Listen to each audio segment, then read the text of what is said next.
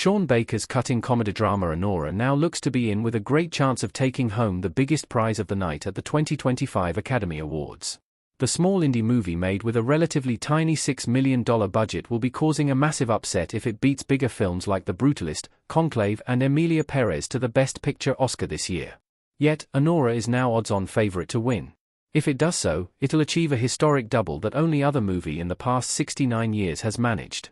Anora, which is about a 23-year-old Russian-American stripper who marries one of her clients, was also the big winner at last year's Cannes Film Festival, becoming the lowest-budget American film in more than 20 years to win the Palme d'Or.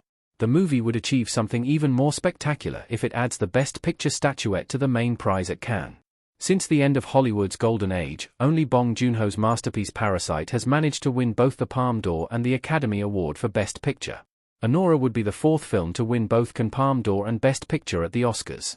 And only the second film since 1956 to achieve this double. If it does win out at the Oscars, Anora would be the fourth movie overall to win both of world cinema's most coveted awards.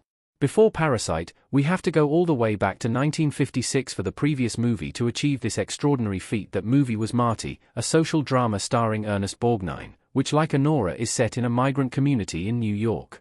Marty is an understated film that seems to have been forgotten by time, but is well worth revisiting in light of the record it could be about to share with 2025's Best Picture winner. The first film to win both the Oscar for Best Picture and the Palme d'Or was 1945's The Lost Weekend, a noir classic that's one of Billy Wilder's best movies, and only the fourth he made in Hollywood. The enormous gap between these two early double successes and Parasite is testament to how far apart the voting trends have been between the American-dominated Oscar polls and the European-dominated Cannes juries.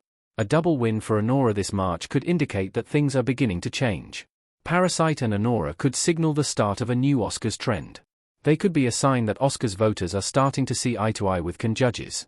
With a significant diversification of Oscar nominations and the Academy's voting pool between 2016 and last year, it's clear that Academy Awards ceremonies are no longer the hegemonic Hollywood-only affairs they used to be.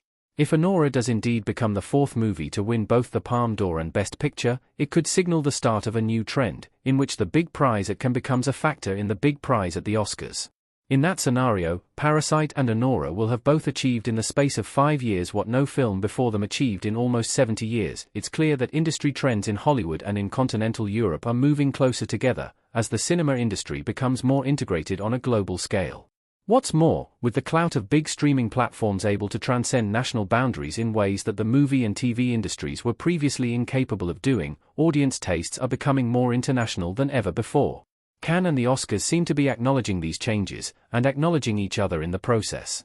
Anora could be the current award season's ultimate beneficiary as a consequence.